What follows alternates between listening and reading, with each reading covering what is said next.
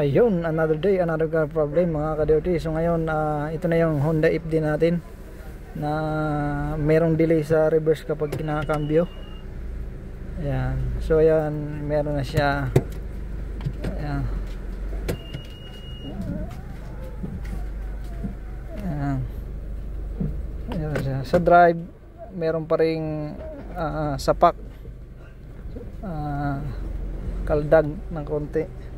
Pero ang complaint ni Sir is yung reverse. So ano yung mga ginawa natin dyan? Ito.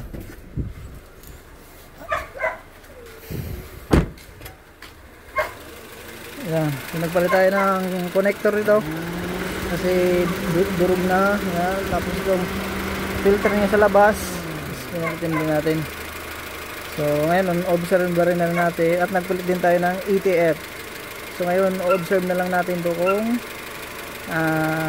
ganun pa rin yung problema.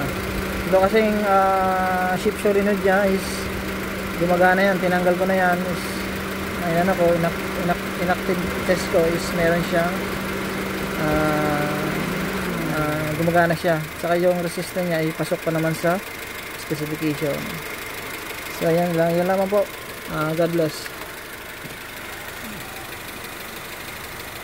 Honda FD.